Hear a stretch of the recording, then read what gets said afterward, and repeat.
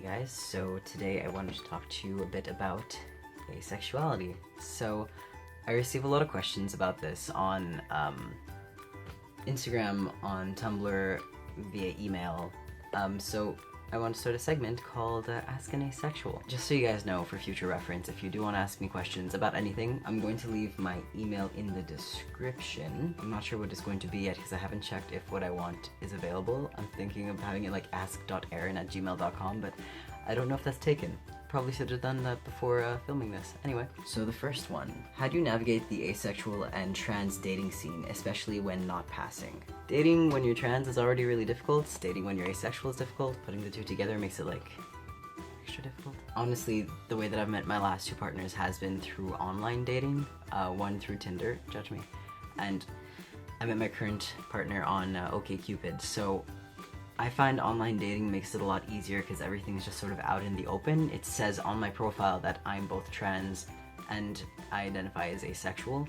So that kind of gets a lot of it out of the way because it's like if they're not into that or they're not open and accepting about that, they just sort of won't talk to me or won't pursue me. So honestly, that's the way I went about it. I'm like super timid. I never really dated by just meeting people organically out in the open. I'm like a hashtag millennial, use that good cush online dating. That's the best advice I have in that respect, and also just being super open and candid about like your own comfort level, especially in terms of when it comes to things like sex. Being asexual and being trans, you need to be vocal with your partner and telling them like, hey, this is what I'm okay with, this is what I'm not okay with. Even like while you're doing the do, when you're being intimate, you could stop them if they're doing something you're not comfortable with, or you could tell them like, hey, let's say, I don't know, I'm comfortable with you touching me there, but I'm not comfortable with, say, for example, penetration, something like that, or I'm comfortable with making out, but I'm not comfortable with anything below the belt. Like, you just tell them would be my best advice. Next question.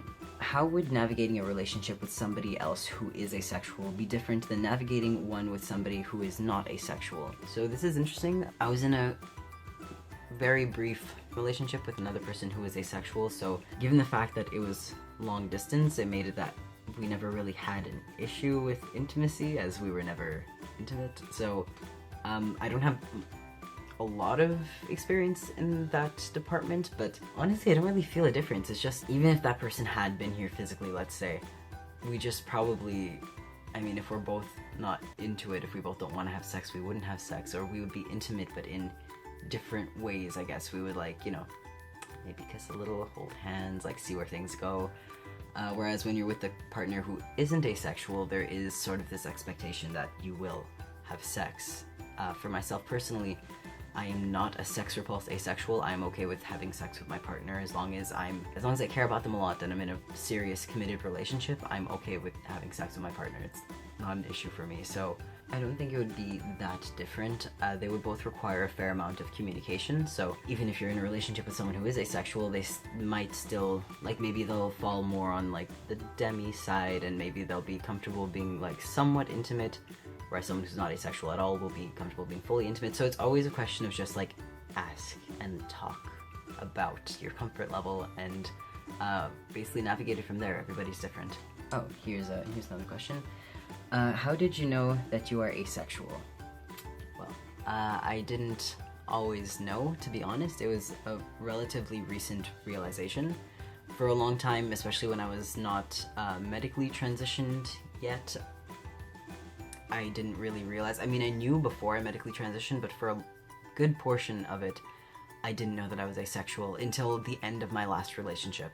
I was briefly in a relationship around last December, and tried to be intimate with my partner, was a bit, but I just wasn't super into it. Like, I didn't have a problem with it, but I realized after I broke up with her that I do identify as asexual, and I'm not sure if that has to do with my dysphoria, to be perfectly honest. And like, it's okay if it doesn't have to do with that, and it's okay if it does have to do with that. Like, some people, for example, when I start talking about my bottom dysphoria, let's say to my current partner, I'm not gonna be in the mood for a long time. I'm not gonna be able to have sex for a while because I'm just too dysphoric. My mind is just shutting down that part of my body. It's just like, we're just not gonna think about this. You have no genitals. So I think that maybe some of it was related to dysphoria, but honestly, that's when I realized. I thought maybe I'll be more sexually inclined after I start testosterone, which was I mean, slightly the case, but I mean ever so slightly. I'm still, again, I'll have sex with my partner, it's all good, but it's like,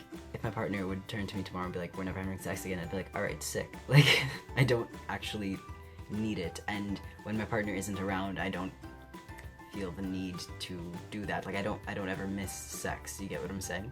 And that's not to say, okay, I feel, I'm going off on a tangent, this isn't a podcast, Aaron, you can't do that.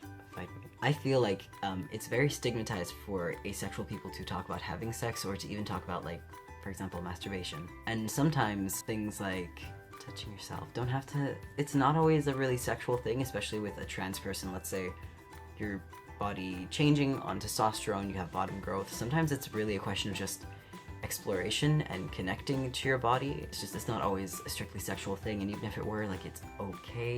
You could still identify as asexual and have sex with your partner or masturbate. It doesn't make you any less asexual. There's a whole broad spectrum of asexuality. It could range from completely sex repulsed asexual to, you know, demisexual. For example, I look at people out in the world and I'm never sexually attracted to anyone ever. I will never look at someone and be like, man, sex. Like, that doesn't happen.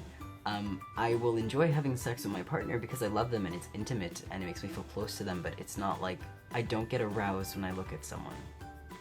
If that makes any sense. I don't get aroused in general. It's just sort of like I'll get intimate with my partner and then, like, that'll happen, but otherwise it's not like, I don't get in the mood. It doesn't happen for me.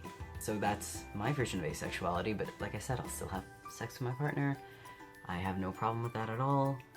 I still enjoy sex with my partner, and I still think it's okay to, like, you know, touch yourself and explore your body and, like, connect to those parts of your body. Like, being sexual as an asexual person is still okay. That's my own personal definition of asexuality in terms of where I fall on the spectrum. Next question.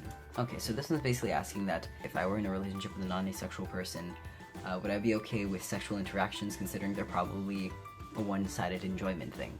I personally don't find it a one-sided enjoyment thing. Like, in a sense, yes, because oftentimes, like, especially before I started T, I wouldn't let anyone, like, physically really touch me very often, so it would be me doing the work on them, but, like, I would still enjoy it because I enjoyed their reactions, and I enjoyed just feeling close to my partner in that way. I enjoyed making them feel good, so the enjoyment was different. For them, it was like this physical, sexual satisfaction, whereas for me, it was sort of like this emotional satisfaction. We enjoyed it in different ways. So now I'm at a place where I'm comfortable enough with my body where I'm like, it's okay, you could, like, there are certain things that are okay with me and, like, it's fine, so I will still feel physically things are happening to me, so that's not the case anymore. But even if it were the case, even if I were still not comfortable with someone touching me, whether it has to do with dysphoria or not, it could just be an asexual thing. Like, if I don't want someone touching me, again, I still wouldn't feel like it's one-sided because I would still get some emotional fulfillment from that.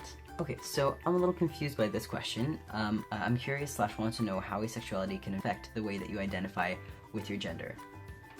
I'm not quite sure what you mean by that, so I'm gonna go ahead and interpret it. I don't feel like asexuality really affects the way I identify with my gender. It's kind of vice versa. I feel almost like the way I identify with my gender affects my asexuality. So my dysphoria level will affect my asexual level, I guess, in a sense. I mean, again, I will never be physically sexually attracted to a person. That's just not how I work. But being intimate with my partner will become a complete, like, no-go if I'm dysphoric. So I would say it's more like my asexuality is based in my gender identity and gender dysphoria somewhat, not entirely, more than my gender identity being based off of my asexuality, if that makes any sense.